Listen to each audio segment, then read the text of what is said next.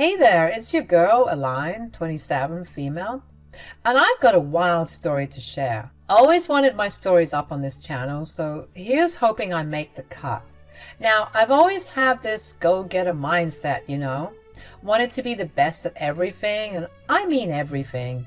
It made me an easy target for the haters, those judgmental folks who can't stand a gal hustling and achieving her dreams. But you know what? I didn't give a darn. I was out here getting things done, making sure my life was comfy and stress-free. At 24, I did the unthinkable. I dropped out of college, said adios to that academic life, and decided to start my own business. And what was I making, you ask? Leggings. Yeah, you heard it right. Leggings. Now, everyone and their grandma thought I was bat crazy for ditching college to make leggings. Aline, are you out of your mind, they'd say. But you know what? I had a vision, and I was determined to make it big, even if nobody else could see it. Fast forward a couple of years to when I'm 26, and guess what? My man, Jack, 30 male, who I'd been dating for several years at that point, proposes. Now, at first, I was tempted to drop a hard no, because I was knee-deep in my leggings empire. But love won, and I said yes, because, well, I wanted to build a family and a dang business with the guy. Now, I didn't think getting hitched to my man Jack would throw a wrench in my grand plans, but boy was I wrong. The leggings empire I was building didn't exactly take a nosedive. I mean, how could it with me running the game? But it sure as heck wasn't soaring the heights I wanted. And you want to know why? Enter Gail, 60, female, and Jennifer, 30, female. The big bad bosses of the family, often referred to as scary grandma and scary auntie, for their iron-fisted rule over family matters.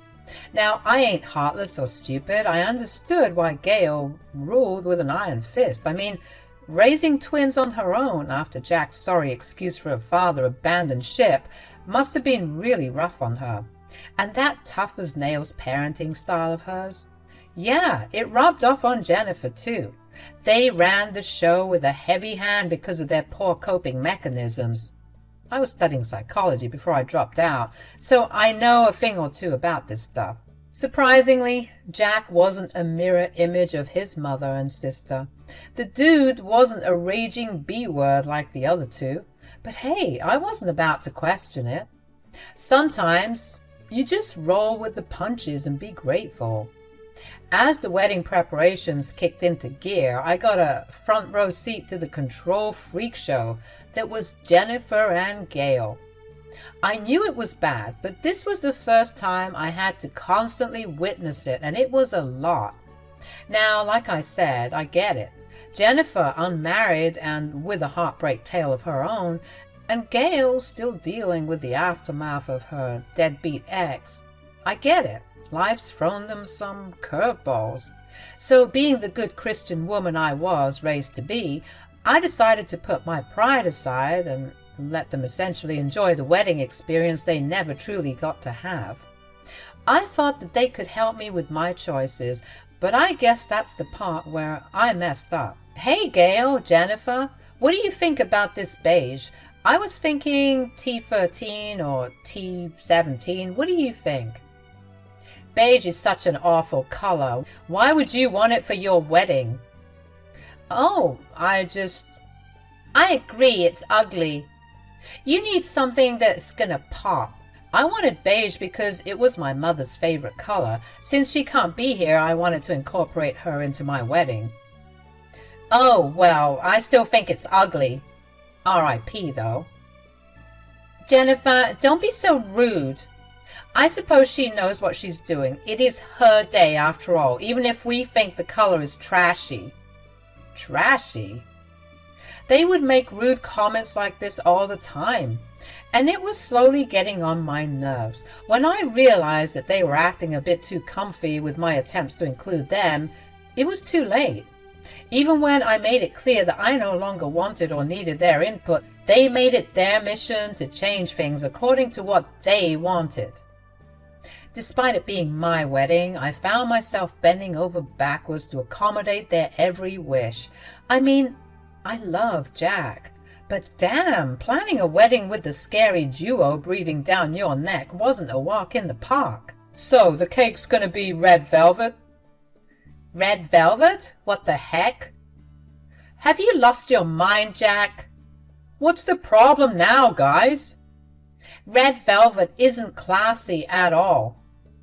Mom's right. Why not go for a classic like vanilla with buttercream frosting? Jack and I love red velvet. It was the first cake we shared together on our first date. But I don't like red velvet. That's all right. You don't have to eat it. Jack, that was so rude. No, Jennifer, it's all right. He does have a point. It isn't even our day. We were only making suggestions. And I highly recommend the vanilla. Thanks for the input, guys, but like I've said, we've got it covered from here.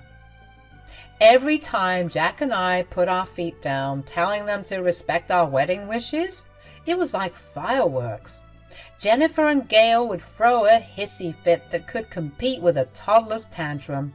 They deliberately messed things up, printing the wrong junk on our invites and feeding the wedding planner the wrong info. It was like we were dealing with a pair of rebellious teenagers and their excuses. It was an honest mistake. Yeah, we wouldn't have messed up if you'd gone with what we'd wanted. We put up with their fussiness because, frankly, we were used to it.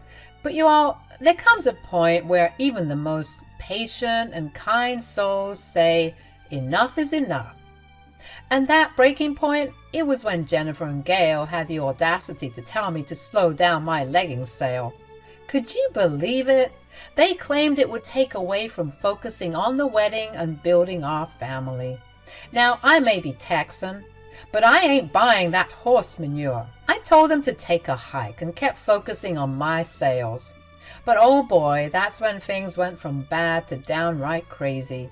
My leggings website suddenly and mysteriously got flooded with spam and hate from different accounts, saying the nastiest things about my business.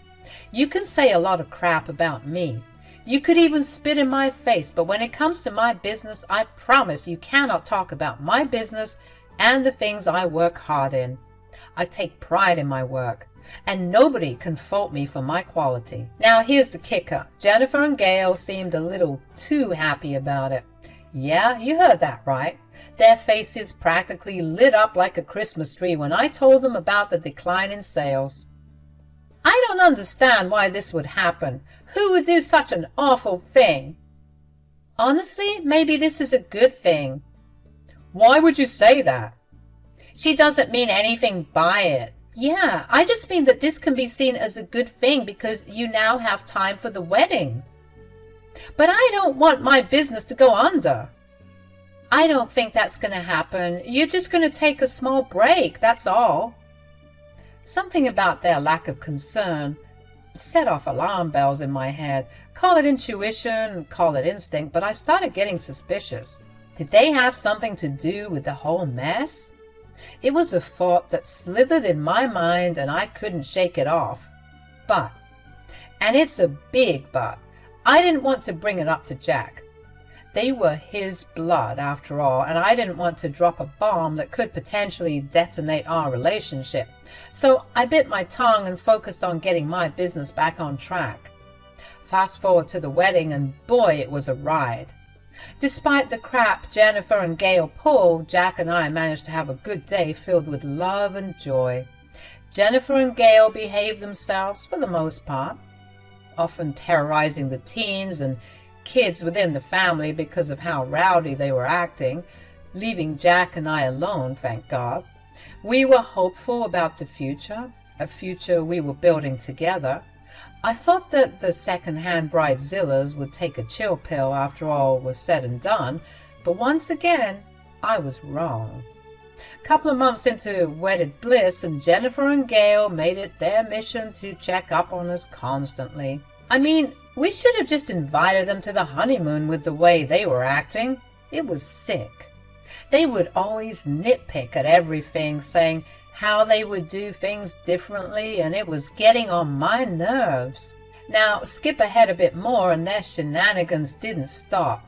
I was getting more and more pissed by the day, and it felt like I was in some polyamorous relationship instead of being with the one I actually married. And to make matters worse, he wouldn't even intervene or tell his family to buzz off.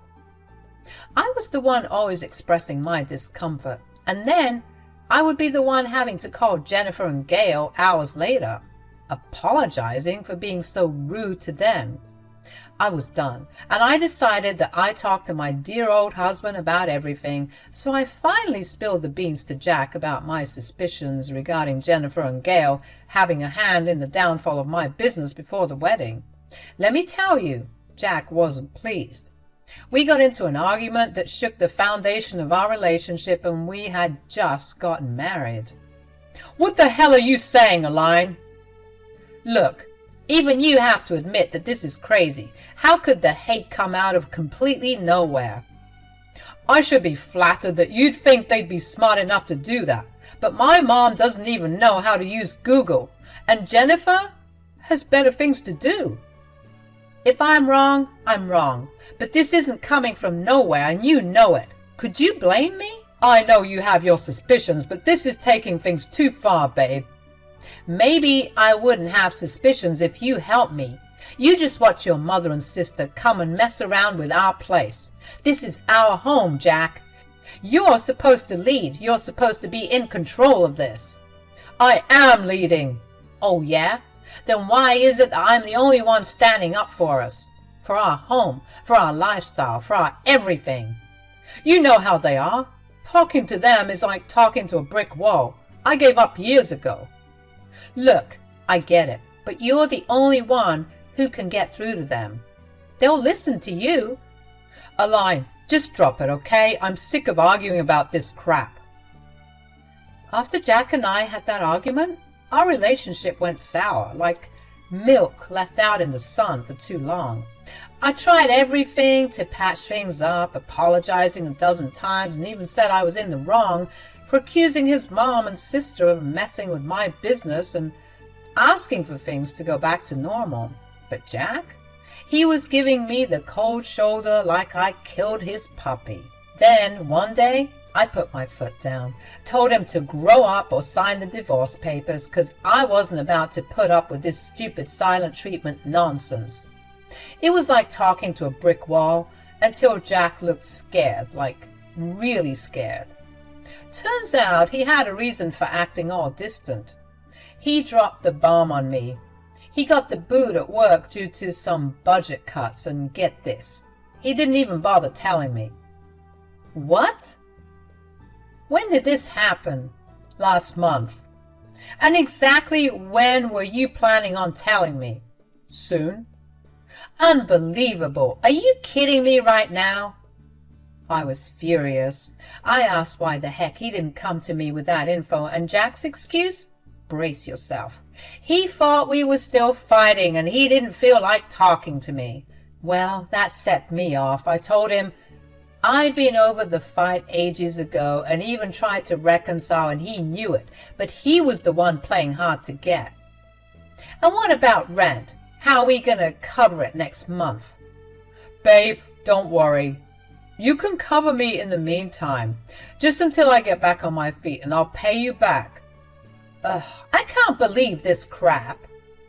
I'm not going to lie, paying rent on my own for the foreseeable future pissed me off.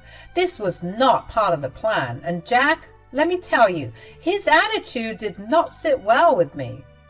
I was downright turned off by the whole family dynamic at that point. I started regretting marrying into this toxic circus. My mama, bless her soul, was probably shaking her head with worry and pity from up there, thinking, Aline, I taught you better than this. But you know what? I'm not one to back down. I had to make this work. I owed it to myself, my mama, and heck, even Jack. So I decided to be the bigger person and extend an olive branch. One fine evening, I invited Jennifer and Gail to dinner. A little treat, you know, a fresh start in our strained relationships, hoping that we can just move on from all this drama. But no surprise here, they weren't exactly the picture of receptiveness. Instead, they went on a criticism spree, tearing apart everything from the food to the decor to the very walls of our house. I see you've decided to use beige in the decor again. How many times do I have to tell you how ugly it is? And how many times do I have to tell you that that was my mama's favorite color? And even if it wasn't, why can't I have beige in my home?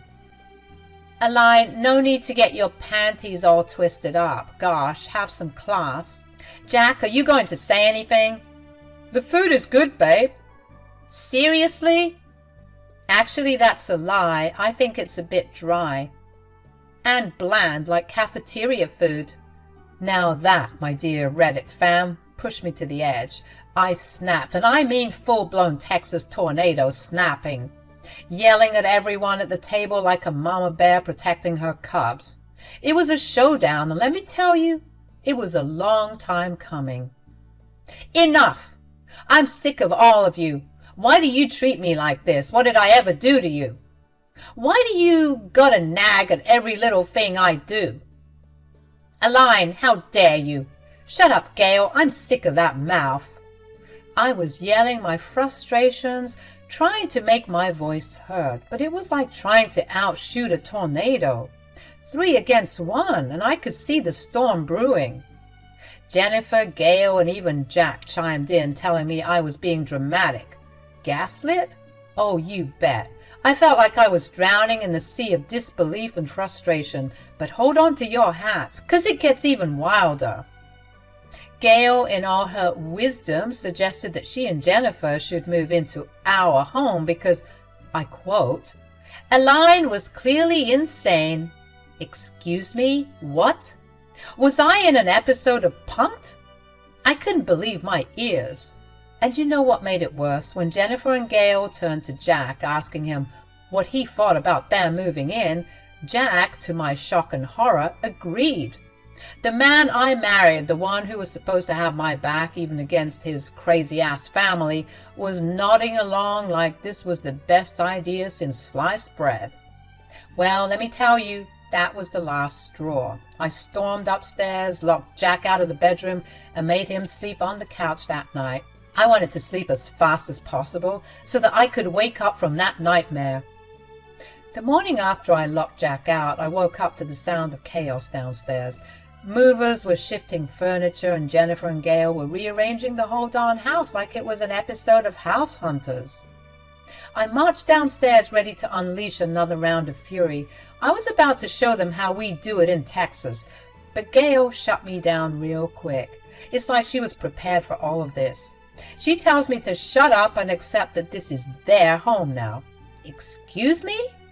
Jack and I busted our asses to get this place, and I had been paying rent for my own for the past 12 months. And now, all of a sudden, it's some weird episode of home invasion? 3 gruesome weeks crawled by, and I swear to God it felt like forever. I was walking on eggshells trying to avoid these intruders in my own home. Jack and I, we were sleeping in separate rooms. The couch became his new bed, and he even bought an air mattress because Gail and Jennifer claimed the guest room as their own. By the end of that 3rd week, I was at my wit's end. I needed to talk to Jack, lay it all out on the table, and tell him I was fed up. But before I could, Gail and Jennifer approached me, evil smirks plastered on their faces like the Joker. What do you want? Is that any way to treat your family? You two are far from family with the way you've been treating me. Enough with the drama. We're here to tell you something important. We're kicking you out of the house. Excuse me? You heard my mama line. Get out of here. We don't need you anymore. You're such a buzzkill. Your mood is upsetting the feng shui of this house. I'll feng shui the both of you if you don't get the heck out of my house. What the hell? We've already talked to Jack and he's on board. Oh, is he now? Like it was his cue, Jack, looking as sheepish as a dog caught in the trash, stepped out of the kitchen hearing everything that went down. I grilled him on whether this madness was true, that they wanted to kick me out of my own house. Jack mumbled like a kid who got caught with his hand in the cookie jar, gave some feeble excuses, which I can't even be bothered to tell you all here because it was all BS. At that moment, I thought Jack was a complete idiot. After all, I was the one paying the rent. How was he going to manage without me? And that's when it clicked. He wasn't going to manage without me. I realized at that moment that Jack hadn't told his mom and sister about losing his job. That's what Jennifer meant when she said they didn't need me anymore. Maybe they thought Jack was able to handle the finances on his own. Little did they know. But why would he go along with this stupid plan of kicking me out? Surely he didn't think I'd continue paying. I didn't know what he was thinking, blindly obeying his idiot mother and sister like that. But he was going to be in for a doozy. Hello? Are you even listening? She's too stunned to speak. How pathetic. I kept quiet and started quietly packing some things of mine, and oh boy, the smug comments and laughter from Jennifer and Gail were as irritating as a mosquito in a Texas summer. But I bit my tongue, you all. Kept my mouth shut, because revenge is a dish served best cold. Before walking out that front door, I dropped a bomb on them. I reminded Jennifer and Gail about the rent, which was $7,500 a month. They scoffed, saying Jack would cover it. But here's where the mic drop moment happened. I revealed that Jack had been fired a couple of months ago, couldn't pay rent, and it was yours truly covering the bills. The looks on their faces, priceless. What do you mean? Jack? What the hell is she talking about? Answer us, is this true? Yes, it's true, okay? I lost my job. But since you're all so comfortable with me leaving, I'm sure that means that you have the means to pay for this place. Jennifer and Gail were now begging me to stay, a complete 180 from their snarky and nasty attitudes from earlier, claiming they had no clue I was not only the breadwinner but the sole earner. Jennifer even said she admired me for putting up with her stupid brother, but I just looked at them, shook my head, and called them pathetic. At that moment I declared I was done with this circus called marriage, and said I would send some divorce papers flying into Jack's email. As I made my exit, Jennifer begged me to stay, and Gail went full-on yelling mode at Jack, demanding to know why he lied about having all that money. I'm guessing he lied about having money for some reason. Maybe that's when the women got the crazy idea to kick me out, since they thought they had it made in the shade now. Idiots, all of them. The whole scene was embarrassing, to be honest. I couldn't believe I had stooped this low. But revenge tasted sweeter than a sweet tea. True to my word, I left, and I didn't pay the rent that was due soon. Jennifer, Gail, and Jack blew up my phone for the next couple of days, begging me to come back and pay rent. At least for that month only, and then they'd figure out the rest. Could you imagine the nerve? All I said was, "Tell Jack to sign the divorce papers, 'cause I want nothing to do with you all." Since they couldn't pay the rent, they got kicked out of the house and left stranded and homeless for a while. As for what they're up to now, I have no clue, and honestly, I don't care.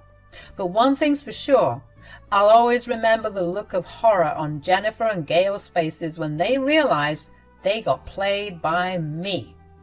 Remember, folks, karma is only a B if you are.